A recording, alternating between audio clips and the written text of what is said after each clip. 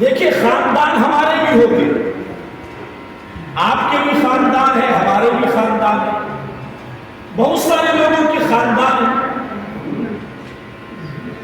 اہل بیت ہیں، لیکن اس روئے زمین پر جو شان و مقام و مرتبہ اللہ رب العزت نے خاندان مصطفیٰ کو عطا کیا،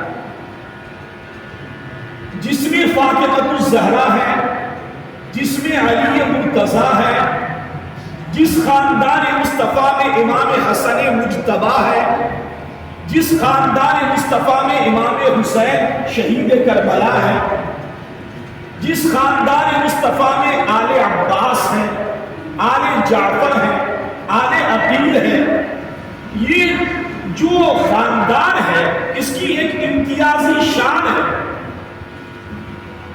اللہ رسول کی بارگاہ، جو شان و مقام و مرتبہ دنیا میں اور کسی خاندان کو حاصل نہیں، بلکہ آپ یہ جان لیں کہ اس خانوادہ مصطفیٰ کی محبت اہل ایمان کے لیے لازم اور ضروری ہے۔ جو کوئی خاندان مصطفیٰ کے ان افراد سے بغض رکھے، کدورت رکھے، گندگی رکھے اپنے دلوں میں، تو وہ تیار ہو جائے جہنم کا ایندھن بننے کے لیے۔ یہ دو ٹوک فیصلہ ہے قرآن کریم کا، یہ دو ٹوک فیصلہ ہے ارادہ مصطفیٰ کا، یہ دو ٹوک فیصلہ ہے صحابہ کرام کا، کہ جس صاحب ایمان کے دل میں اہل بیت رسول اللہ کی محبت نہیں ہے، خاندان مصطفیٰ کی محبت و مودت نہیں ہے،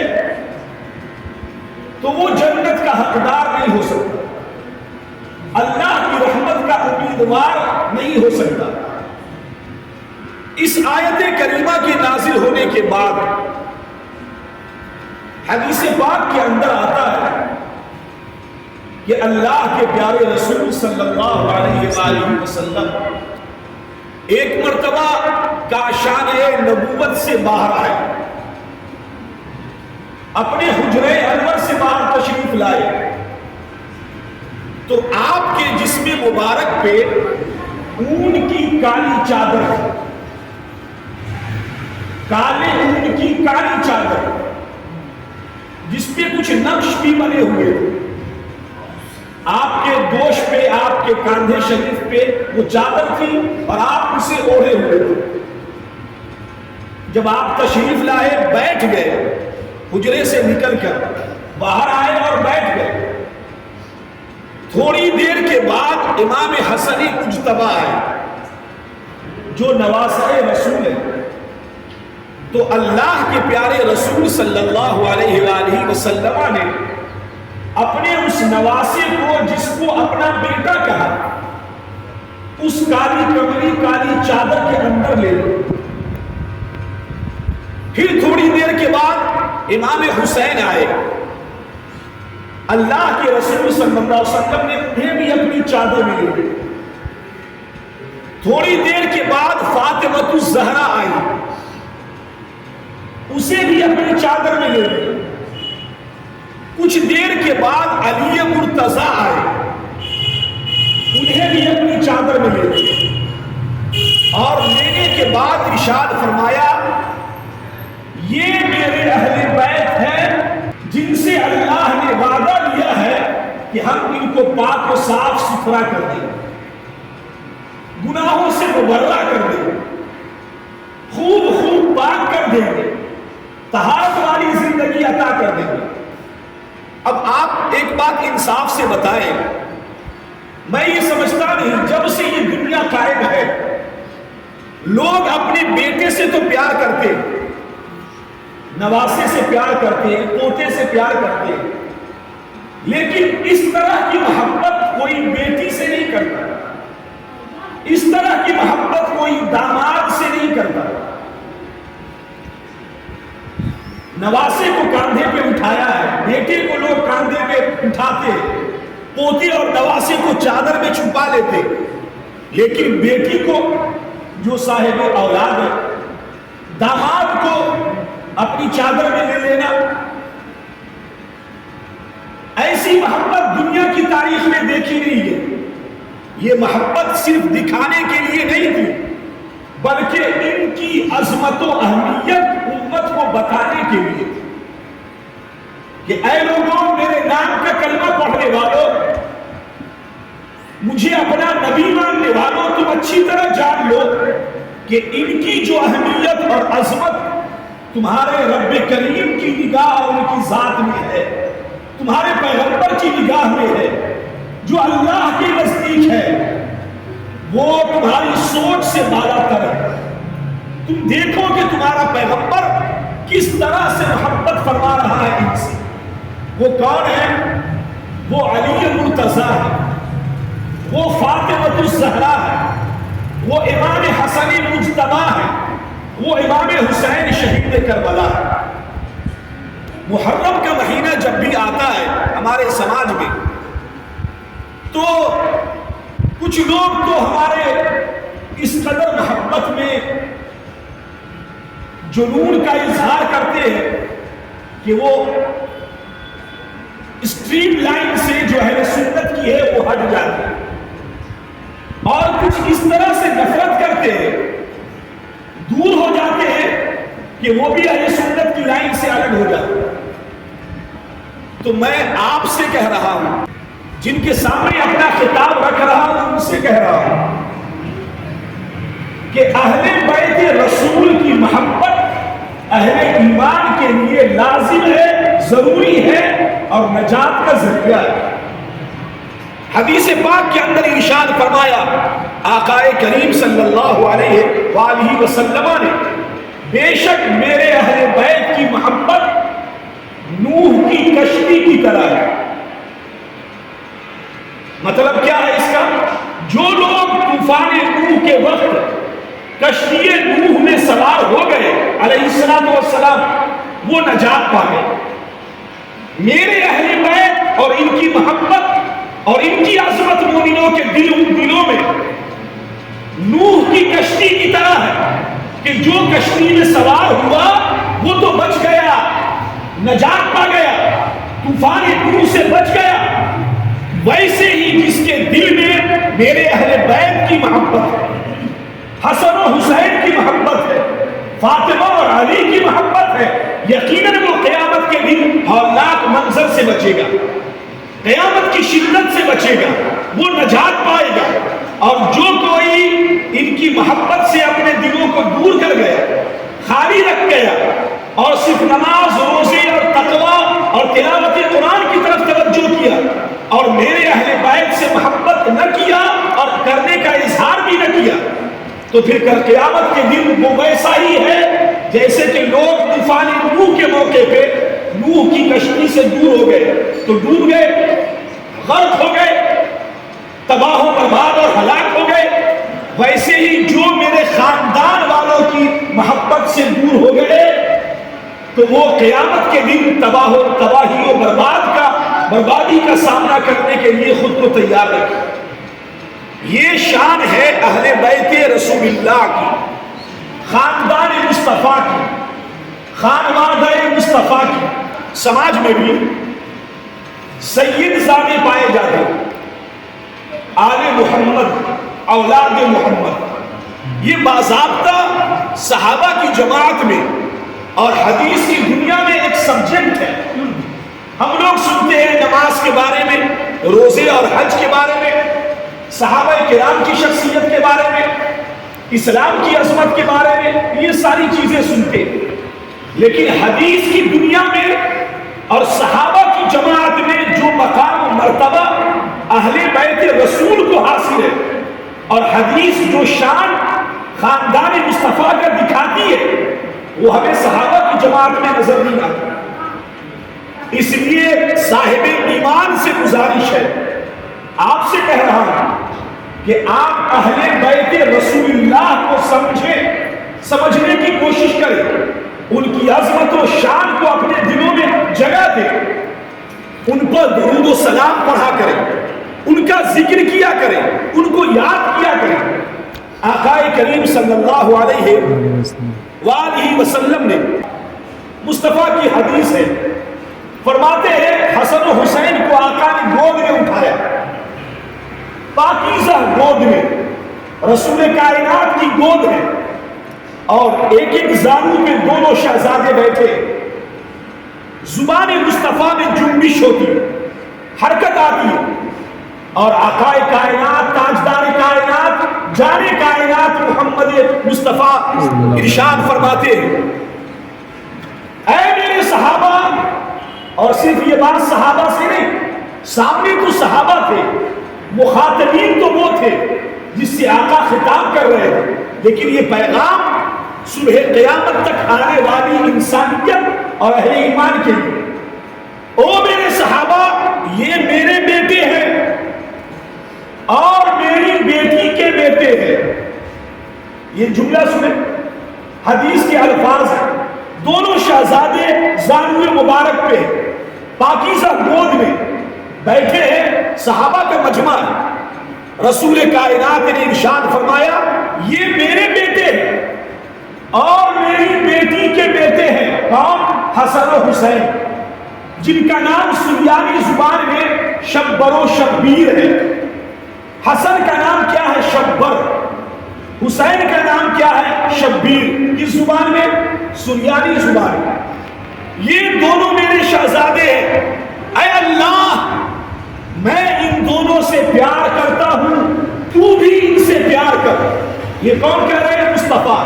کس سے کہہ رہے ہیں؟ دعا کر رہے ہیں اللہ سے، میں ان دونوں سے محبت کرتا ہوں، اے میرے پروردگار تو بھی ان سے محبت فرما، اور میری امت کا جو کوئی میرے ان بیٹوں سے محبت اور پیار کرے، اے میرے رب کریم تو بھی ان سے پیار کر، تو بھی ان سے محبت کر۔ یہ دعائے مصطفیٰ ہے ہر اس شخص کے لیے جس کے دل میں محبت حسنین، محبت حسن، محبت حسین ہے۔ آقا نے اس کے لیے دعا فرمائی، اپنی امت کے اس فرد کے لیے، اور رب کی بارگاہ میں عرض گزار ہوئے، پروردگار ہم اس سے محبت کرتے ہیں، میری امت کا جو کوئی میرے شہزادے سے پیار کرے، محبت کرے، اے اللہ تو بھی اس سے پیار کر، اس سے محبت کر۔ یہ آقا کریم نے ارشاد فرمایا۔ اور پھر آپ کو بتا دیں، آج کے نانا، آج کے دادا، آج کے باپ محبت کرتے ہیں تو چومتے ہیں، کاندھے پہ اٹھاتے ہیں اپنے نواسے کو، اپنے پوتے کو، اپنے بیٹے کو، سینے سے چمٹاتے ہیں، یہی محبت ہے۔ لیکن اللہ کے رسول صلی اللہ علیہ وآلہ وسلم جب محبت کرتے تھے حسن و حسین سے تو ان کا انداز کیا تھا؟ صرف کاندھے پہ اٹھاتے نہیں تھے، چومتے نہیں تھے، بوسہ نہیں لیتے تھے، بلکہ رسول اللہ حدیث پاک کے اندر آیا اللہ کے رسول حسن اور حسین کو چومتے بھی تھے، کاندھے پہ اٹھا کر مدینے کی گلیوں میں گھومتے بھی تھے، سینے سے چمٹاتے بھی تھے، اور ان دونوں کو سونگھتے بھی تھے۔ کوئی سونگھتا ہے، آپ نے اپنے بیٹے کو کبھی سونگھا ہے؟ کوئی نانا اپنے نواسے کو سونگھتا ہے؟ لیکن رسول اللہ اپنے نواسے حسن و حسین کو سونگھتے تھے۔ کیوں سونگھتے تھے؟ کہ آقا نے ارشاد فرمایا یہ میرے دونوں شہزادے جنت کے دو عظیم پھول ہیں، اور پھول کو سونگھا جاتا ہے، مصطفیٰ ان کو سونگھتے تھے۔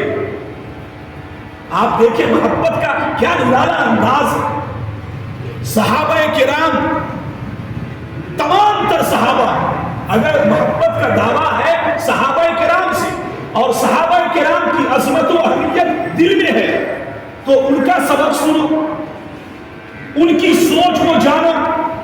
صحابہ کرام ارشاد فرماتے تھے، خاص طور پہ سیدنا ابو بکر صدیق رضی اللہ تعالیٰ ارشاد فرماتے تھے، جو خاندان مصطفیٰ کے لوگ ہیں میرے نزدیک میرے خاندان سے وہ زیادہ عزیز اور محبت والے۔ خاندان مصطفیٰ کے کہ افراد کو، اولاد محمد کو میں اپنے خاندان کے لوگوں سے زیادہ ترجیح دیتا ہوں، وہ میری نگاہ میں زیادہ عزت کے لائق ہے، تاکہ ان کی یہ محبت کل قیامت کے دن کام آئے۔ ہمارے دل میں بھی یہ بات ہونی چاہیے، ہمارے بیٹے، ہمارے پوتے، ہمارے نواسے اور ہمارے خاندان کے لوگ پیچھے، خاندان مصطفیٰ کے جو افراد ہیں، جو قرابت دار مصطفیٰ ہیں، ان کی عظمت و اہمیت اور ان کی عزت و شرافت مومن کے دل میں سب سے زیادہ ہونی چاہیے، سب سے عظیم تر ہونی چاہیے۔ لیکن آج کے دور میں لوگ نہ کوئی درود و سلام پڑھتا ہے، نہ کوئی انہیں یاد کرتا ہے، نہ ان کے نام کی کوئی مجلسیں سجاتا ہے، نہ کوئی ان کا ذکر کرتا ہے، اور کہیں کوئی ذکر ہو تو لوگ کہتے ہیں صاحب یہ لوگ تو عجیب کام میں مشغول ہے۔ حسن اور حسین کا ذکر، ان کا تذکرہ، ان کا چرچا، یہ سنت محمد مصطفیٰ ہے، ان کی محبت یہ سنت محمد مصطفیٰ ہے، یہ سنت صحابہ ہے۔ آپ یاد رکھیں، ایک واقعہ آپ کو بیان کرتا ہوں۔ وہ واقعہ کیا ہے؟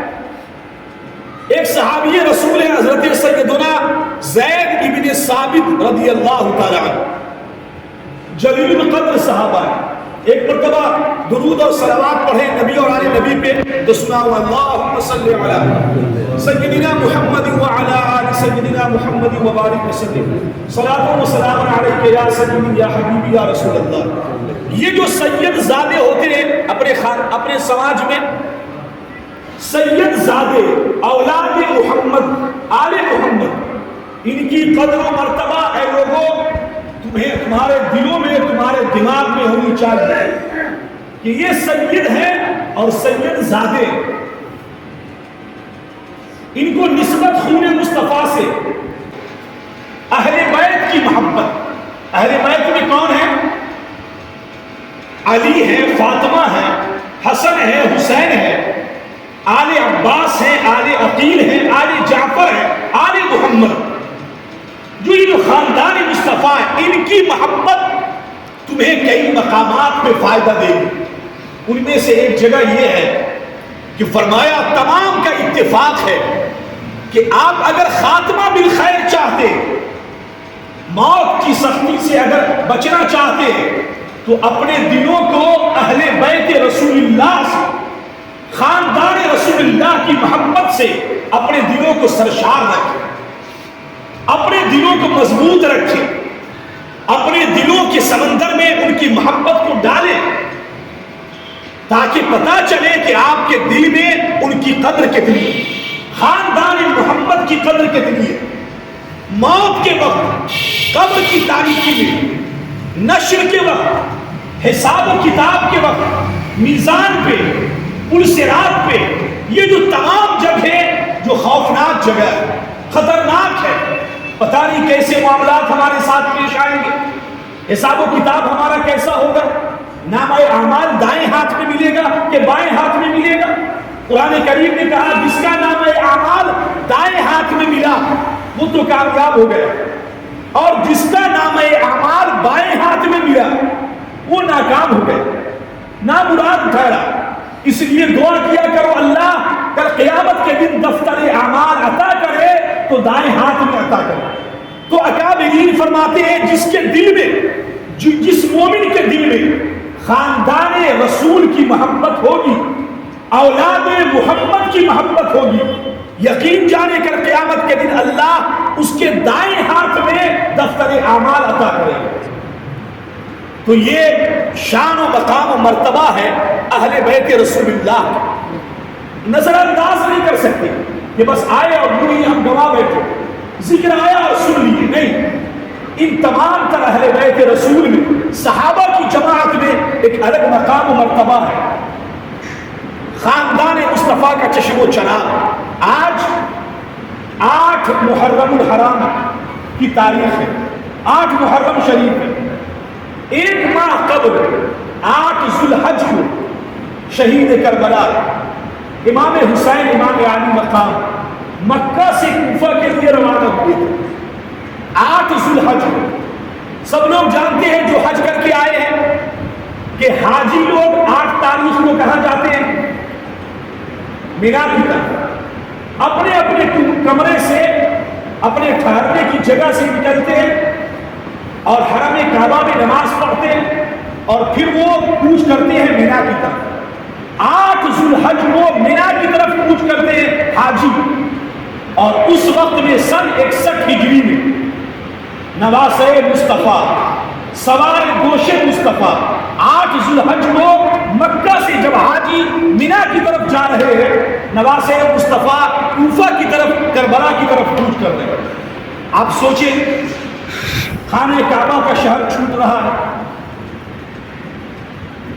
شہر رسول چھوٹ رہا ہے، کتنا دردناک منظر ہوگا جب سارے حاجی دنیا کے اطراف و اقدار سے حج بیت اللہ کے لیے تشریف لائے اور یہاں کی سعادتیں پائیں گے۔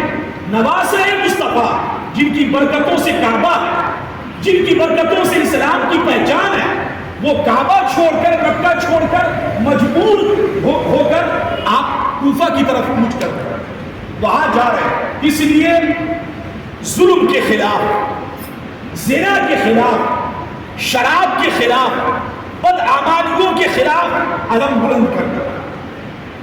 کون تھا بدبخت وہ؟ کون تھا وہ ظالم جو زانی تھا، شرابی تھا، عیار مکار تھا، 700 صحابہ کا قاتل تھا، 10,000 تابعین کا قاتل تھا، مدینہ الرسول کی مسجد نبوی کو جس نے پامال کر دیا، اللہ کے گھر خانہ کعبہ کو جس نے زمین دوز کر دیا، بلڈوزر چلا دیا، اس وقت میں منجنیق سے پتھراؤ کیا، خانہ کعبہ کے اندر غلاف میں آگ لگا دی، وہ بدبخت کون تھا؟ وہ یزید تھا، پلید، جو ناپاک تھا، ظالم تھا، جابر تھا۔ اس کے خلاف کھڑے ہوئے تھے نواسہ مصطفیٰ۔ رسول اللہ کی دعا شامل حال تھی، اے حسین صبر کرنا، دین بچانے کے لیے ظلم کے خلاف، زنا کے خلاف، شراب پینے والوں کے خلاف، اور میری مسند پہ، میری خلافت پہ ظالم و جابر کے بیٹھنے کے خلاف میرا نواسہ علم بلند کرے گا۔ نہیں بیعت ہوگی، سر کٹ سکتا ہے، جھک نہیں سکتا، ہم جھکا نہیں سکتے۔ اور یہی پیغام تمام اہل انسان، تمام اولاد آدم کو اور انسانیت کو کربلا کے میدان سے امام عطا کر رہے تھے، امام دے رہے تھے۔ کون یزید تھا؟ 15ویں صدی مکمل ہو رہی ہے، مکمل ہونے کے قریب ہے، سن 61 ہجری، یاد رکھو، بار بار بتاتا ہوں تاکہ تاریخ تمہیں یاد رہے۔ سن 61 ہجری، 60 سال گزر گئے، اسلامی کیلنڈر کے مطابق 60 سال گزر چکا ہے۔ حضور اکرم صلی اللہ علیہ وسلم کو دنیا سے تشریف لے گئے، 50 سال کا زمانہ ہو گیا۔ حضور کے 50 سال دنیا سے گزر جانے کے بعد اور اسلامی کیلنڈر کے اعتبار سے 61 سال ہونے کے قریب ہے، ایک شخص یزید نام کا تخت پہ بیٹھتا ہے، بیعت لیتا ہے۔ کتابوں کے اندر یہ بات آئی، اگر وہ بیعت کا طلبگار نہ ہوتا تو کربلا بپا نہ ہوتا، چھوڑ دیتے امام، تمہیں جو کرنا ہے کرو، لیکن تم بیعت لوگے ہم سے، نواسہ مصطفیٰ سے جو شریعت کا پابند ہے، تم اس سے بیعت لوگے، آپ پہ ہاتھ رکھواؤ گے کہ تم میری خلافت کو مان لو؟ ایسا نہیں۔ اس لیے آج بھی حکم ہے کہ اگر کوئی ظلم کرے، جبر کرے، تو جو بڑے لوگ ہوتے ہیں، تقوی شعار لوگ، وہ نظر انداز کر دے، چھوڑ دے۔ لیکن اگر کوئی ظالم ان سے کہے کہ آپ میری تعریف کریں، تو جو اہل حق ہوتے وہ کھڑے ہوتے، ہم تمہیں چھیڑ چھاڑ نہیں کرتے، لیکن تمہاری تعریف نہیں کر سکتے، تمہارے کام کو سراہ نہیں سکتے، کیونکہ ہم قوم کے لیڈر ہیں، قوم ہماری طرف ٹکٹکی باندھے دیکھ رہی ہے۔ اگر ہم نے تم کو سراہا، تم کو ایکسپٹ کیا، تو پھر اس قوم کا کیا ہوگا؟ وہ ذات تھی امام عالی مقام، امام حسین شہید کربلا، بیعت نہیں کرے، ہم تمہیں سراہیں گے نہیں، لیکن سراہنا ہوگا۔ یہ بدبخت بیٹھتا ہے سن 61 ہجری میں، اور آپ کو پتا ہے کہ یزید کی حکومت کتنے سال رہی؟ 3.5 سال۔ 61 ہجری میں بیٹھا اور 64 ہجری میں واصل جہنم ہو گئے. اور اس 3 سال میں کیا کیا کارنامے ہوئے اس بدبخت کے آپ وہ جان لیں تو آپ کے دل میں اس کی جو نفرت پیدا ہوگی اور آپ جانیں گے کہ حسین کس کے لیے کھڑے ہوئے. تخت پہ بیٹھا ہے سن 61 ہجری، مصطفیٰ تشریف لے گئے ہیں سن 10 ہجری میں. 10 سال گزرا، آقا حیات سے تھے. 10 سال کے بعد 50 سال کا زمانہ، اور اس کو جوڑ دیں تو 60 سال مکمل ہوا. 61 سال کی ابتدا ہو رہی. ایک شخص بیٹھا یزید نامی، پہلا سال اس کے دامن پہ نواسۂ مصطفیٰ کے قتل کا داغ. کربلا کا بپا ہونا، جب کربلا بپا ہوئی اور نواسۂ مصطفیٰ شہید ہوئے اور یہ خبر جو ہی عالم اسلام میں پھیلی، پہلے تو فون کا زمانہ نہیں تھا، کوئی میڈیا اور چینل تو نہیں تھا نا کہ خبر فوراً پہنچ جائے. 61 سال میں یہ واقعہ کربلا بپا ہوئی اور یہ خبر دھیرے دھیرے عالم اسلام میں پھیلنے لگی. خبر مدینہ پہنچی، مکہ پہنچی، شام پہنچی، نواسۂ مصطفیٰ شہید ہوئے تو سب سے پہلے انصار اہل مدینہ کھڑے ہوئے اس کی حکومت کے خلاف.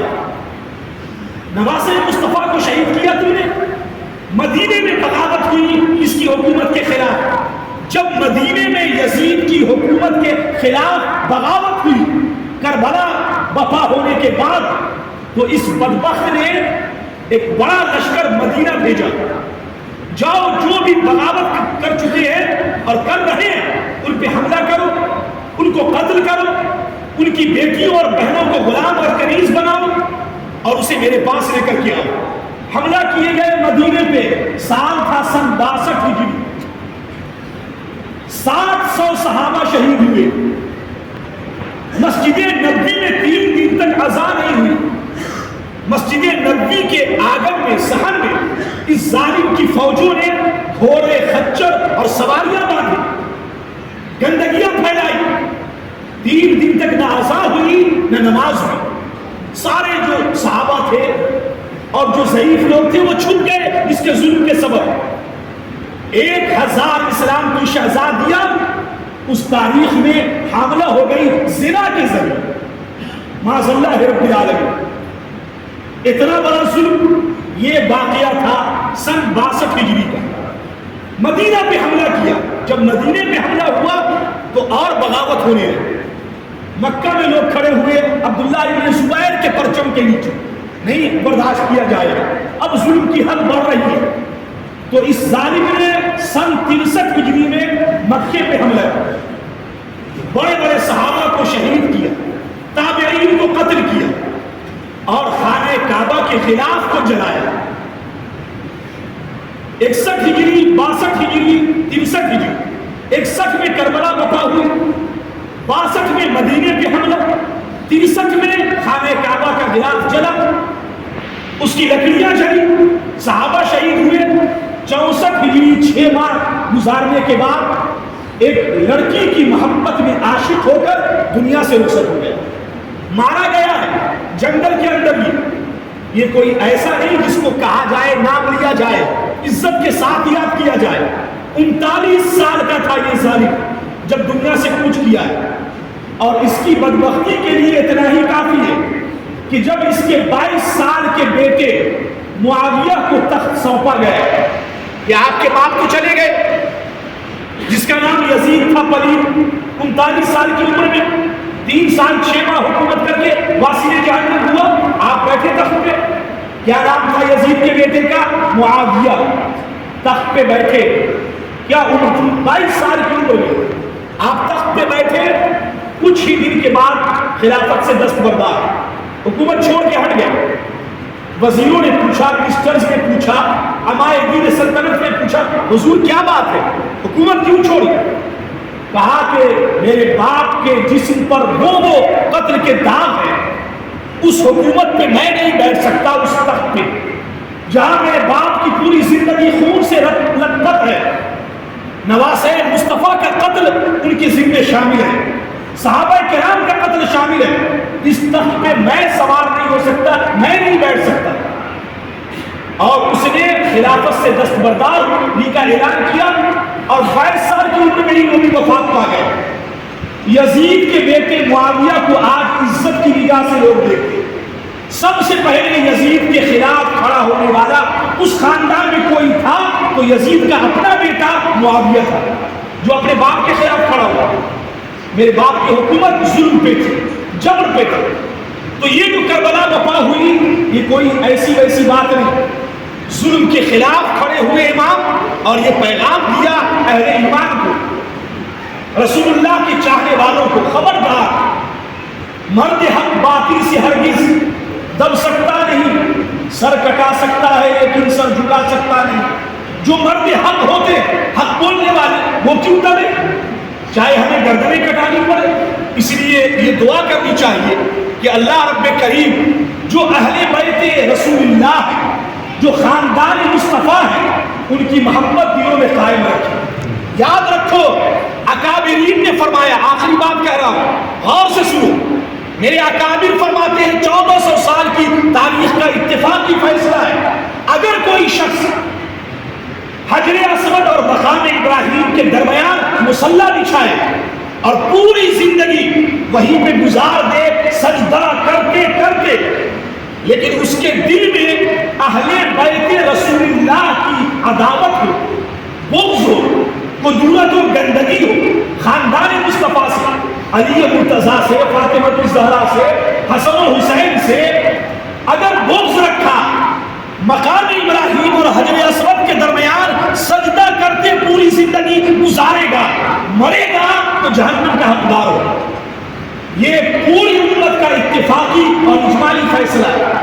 اس لیے نماز پڑھنے والوں، روزہ رکھنے والوں، تقوی کی طرف پڑھنے والوں، یاد رکھو یہ تمام تر چیزیں، تمام عبادتیں، تمام تر اطاعت شرعیہ اسی وقت کارگر ہے جبکہ ہمارے دلوں میں اللہ و رسول کی محبت کے ساتھ ساتھ تمام تر صحابہ کرام کی محبت، اور صحابہ کرام میں بھی جو اہل بیت رسول اللہ ہے، جو خاندان مصطفیٰ کے افراد ہیں، جن کے بارے میں قرآن جن کی پاکیزگی کا اعلان کرتا ہے اور جن کی محبت مصطفیٰ نے آپ سے اور ہم سے مانگی ہے، میرے اہل بیت سے پیار کرنا، میرے اہل بیت کا ذکر کرنا، میرے اہل بیت سے محبت و مودت رکھنا، یہ مصطفیٰ کی چاہت ہے، یہ ان کی ریکوائرمنٹ ہے۔ اگر ان کے بغیر تم کوئی بھی عبادت کرنے جاؤ، یہ عبادت رائگاں ہے، رب کی بارگاہ میں مردود ہے، ہم جہنم کے حقدار ہیں۔ اللہ تعالیٰ ہمارے اور آپ کے دلوں میں امام علی مقام، امام حسین اور ان کے تمام رفقائے گرامی جو ان کے ساتھ کربلا کی زمین پر شہید ہوئے، اور ان کے بڑے بھائی امام حسن مجتبیٰ اور تمام اولاد محمد اور خاندان محمد کی محبت کی توفیق عطا کرے۔ اللہ انہی کی محبتوں کے ساتھ ہمیں حیات بخشے اور ان کی محبتوں کے ساتھ ہمارا حشر و نشر فرمائے۔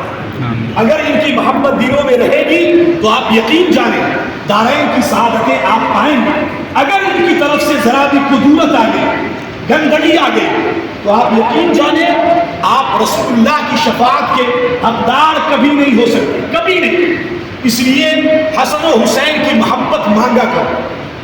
وہ جو شعر میں پڑھتا ہوں، چونکہ 8 محرم ہے اور کل 9 محرم الحرام ہے، پھر 10 کی تاریخ آئے گی، ہمارے سماج میں تو ہونا یہ چاہیے کہ ذکر حسین کی محفل بپا ہونی چاہیے، تاکہ اولاد محمد کا ذکر سنو صحابہ کے اقوال کی روشنی میں، اکابرین کے اقوال کی روشنی میں، کہ اولاد محمد کا مرتبہ کیا ہے اور ان کی عزت و عظمت مومن کے دل میں کس قدر ہونی چاہیے، یہ سنیں گے تب تو جانیں گے نا۔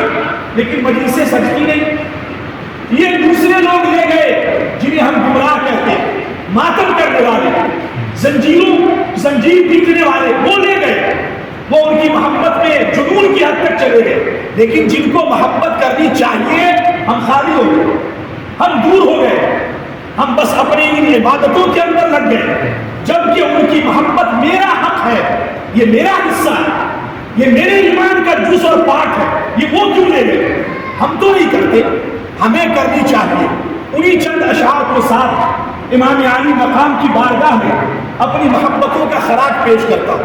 میں جب کہوں گا حسین ہے، جس کے مقابلے میں یزید تھا بدبخت، اور 3 سال 6 ماہ کا زمانہ، اور 3 بڑے بڑے واقعات پیش آئے جو ظلم سے بھرے تھے، ان حسین کی شان میں جو 2 3 4 شعر پڑھ رہا ہوں، جبکہ جو نعت گوئی ہے یہ میرا فن نہیں، اور ویسے ہی پروگرام کے سبب آواز بھی پھنسی، لیکن میں اسے بار بار پڑھتا ہوں کیونکہ کسی عاشق حسین نے بڑے عشق میں ڈوب کر یہ کلام لکھا ہے۔ ایک مرتبہ اس کے سننے سے پہلے نبی اور آل نبی پر باوا سے بلند درود پاک پڑھیں۔ اللہم صل علی سیدنا محمد وعلی آل سیدنا محمد وبارک وسلم صلاۃ و سلام علیک یا سیدی یا حبیبی یا رسول اللہ صلی اللہ تعالی علیہ وسلم۔ وہ اشعار شروع ہوتے ہیں یہاں سے کہ حقیقتوں کے رازداں، حقیقتوں کے رازداں حسین ہے، حسین ہے۔ جو حقیقت ہے قرآن کریم کی، اس کے اسرار و رموز کو جاننے والی ذات امام عالی مقام۔ حقیقتوں کے رازداں حسین ہے، حسین ہے۔ شجاعتوں کی داستاں حسین ہے، حسین ہے۔ شجاعتوں کی داستاں۔ آپ یاد رکھیں، کربلا جیسی عظیم الشان تاریخ صرف اور صرف اور صرف آپ کے پاس ہے۔ آپ کے سوا دنیا میں جتنی قومیں آئیں کسی کے پاس کربلا جیسی تاریخ نہیں۔ جس قوم کے پاس کربلا سامنے ہو وہ دنیا کے ظالموں سے دب جائے، ڈرنے لگے نہیں۔ ہم کیوں ڈرے، میرے سامنے کربلا ہے، جان جائے گی پھر نام میرا ہی بلند ہوگا۔ کربلا میرے سامنے، یہ شجاعتوں کی داستان ہے جو سب کے سب لٹا بیٹھے اپنے خاندان کو، اپنے گھر بار کو، پیچھے نہیں ہٹے۔ دنیا ہمیں ڈراتی ہے، NRC سے ڈرا رہی ہے، ووٹر لسٹ سے ڈرا رہی ہے، نام ہٹا دیں گے، ملک سے ہٹا دیں گے، برباد کر دیں گے۔ ابے تمہارے باپ دادا 1400 سال میں ہٹا نہیں سکے، بڑے بڑے ظلم کرنے آئے اسلام کے چاہنے والوں پر، کچھ کر نہیں سکے۔ اتنا ظلم سہنے کے بعد بھی آج بھی مسجدوں کے محراب منبر قائم، اللہ کی صدائیں بلند ہو رہی۔ شجاعتوں کی داستاں، میرے ساتھ پڑھیں نا، حسین ہے، حسین ہے۔ حقیقتوں کے رازداں حسین ہے، حسین ہے۔ بھلا سکی نہ آج تک جنہیں زمین کربلا، بھلا سکی نہ آج تک جنہیں زمین کربلا۔ وہی امیر کارواں حسین ہے، حسین ہے۔ وہی امیر کارواں حسین ہے، حسین ہے۔ حقیقتوں کے رازداں حسین ہے، حسین ہے۔ اور یہ شعر عقیدے کا شعر، یزیدیت تو ختم ہو گئی، اس پہ جتنے بھی لان تان کیے جائیں، کیا عشق میں ڈوب کر یہ شعر کہا ہے؟ یزیدیت تو ریگزار کربلا میں دب گئی، یزیدیت تو ریگزار کربلا میں دب گئی۔ میرے ساتھ پڑھ لیں یہ شعر. یزیدیت تو ریگزارے کربلا میں دب گئی رگے حیات میں روا رگے حیات میں روا. حسین ہے حسین ہے رگے حیات میں روا. حسین ہے حسین ہے حقیقتوں کے رازدار. حسین ہے حسین ہے. اور یہ بات جان لیں، اگر کربلا بپا نہ ہوتی، یہ بات اچھی طرح جان لیں، دل و دماغ میں بٹھا لیں، یہ مسجدوں کی اذان اور یہ نمازیوں کی صف، یہ رمضان کی بہاریں، یہ قرآن کی تلاوت، جو کچھ آج اہل ایمان کے پاس ہے یہ کربلا کی بدولت ہے. اگر کربلا بپا نہ ہوتی تو پھر سب کچھ تہس نہس ہو چکا ہو. خاندان مصطفیٰ کے اس فرد نے اپنی جان دے کر اسلام کو بچایا، مسجدوں کے مینار اور منبر و محراب کو بچایا، اسلام کی عظمت کو بچایا. وہ کون ذات تھی؟ سوار دوش مصطفیٰ سکون قلب مرتضی. سوار دوش مصطفیٰ. آپ لوگ اپنے نواسے کو اور بیٹے کو کاندھے پہ اٹھاتے ہیں، لوگ آر سمجھتے ہیں، تھوڑا پڑھ لکھ لیتے ہیں تو کہتے ہیں صاحب یہ گوار لوگ ہیں، بچے کو کاندھے پہ اٹھا کے بولتے ہیں. رسول اللہ کی سنت ہے اپنی چھوٹی بچیوں کو بچوں کو کاندھے پہ اٹھایا تھا. گلی کوچا میں گھوما کرو، خاص طور پہ نانا دادا باپ چھوٹے بچے کو کاندھے پہ اٹھانا. یہ امام عالی مقام اپنے پورے بچپن میں سوار دوش مصطفیٰ تھے. حضور اپنے گردن پہ اٹھا کے کاندھے پہ مدینے کی گلیوں میں گھومتے تھے. اور کوئی کہتا، کوئی صحابی کہتے اے بچہ کیا قسمت تم نے پائی ہے کہ تو سوار دوش مصطفیٰ ہے، رسول اللہ کے کاندھے پہ سوار ہے. کیا تیری قسمت ہے، کیا تیری عظیم الشان سواری ہے کہ سواری مصطفیٰ ہے. تو آقا پلٹ کر کیا کہتے ہیں؟ تم صرف سواری دیکھتے ہو کہ کس پہ سوار ہے، یہ نہیں دیکھتے کہ سوار کتنا بلند ہے.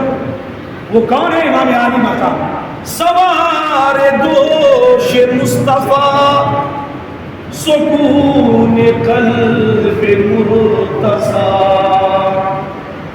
سوار دوش مصطفیٰ سکون قلب مرتضی. شعار دین کے پاس با حسین ہے حسین ہے. شعار دین کے پاس با حسین ہے حسین ہے. حقیقتوں کے راستہ حسین ہے حسین ہے. شجاعتوں کی داستاں. اللہ آپ کو سلامت رکھے، ایمان کی بہاروں کے ساتھ رکھے، اور ہم تمام کو تا حیات اولاد محمد کی محبت میں اللہ غرق اور فنا رکھے، اور انہی محبتوں کے ساتھ ہمارا خاتمہ بھی کرے، ہمارا نشر بھی ہو، ہمارا حشر بھی. وما علینا الا